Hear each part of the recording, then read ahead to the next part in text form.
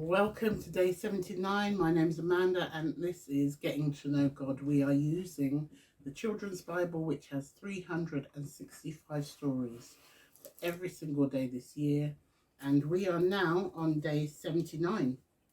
So the title for this is The Promised Land, Strange Orders, which can be found in Joshua 5-6.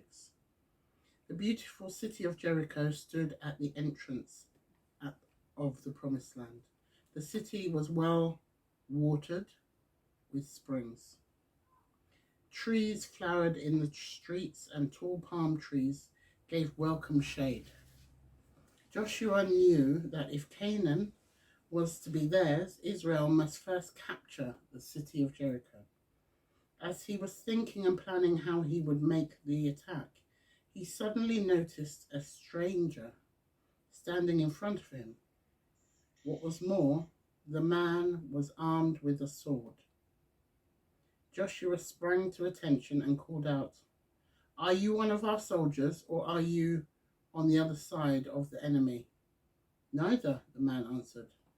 "I have come to take control of the Lord's army."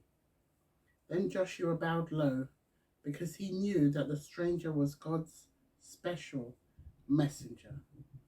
He had come to remind Joshua that he was not the one in charge. God would tell him how to take Jericho. He had only to do as he was told.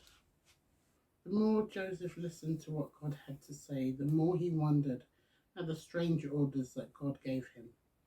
But he was wise enough to set about obeying them.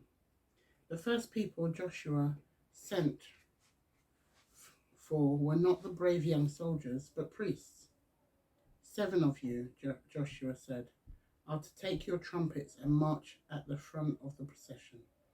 Those who follow will carry the covenant chest from the God's tent.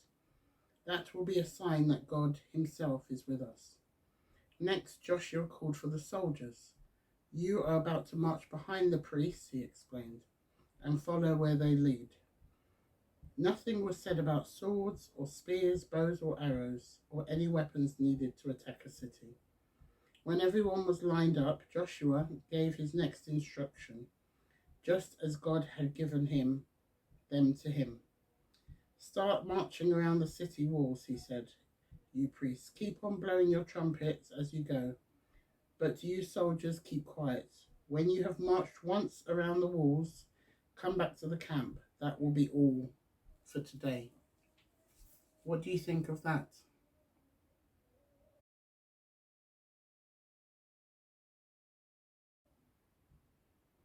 So it's amazing and interesting how God will order, or God will give you orders, he will give you instructions, he will give you guidance.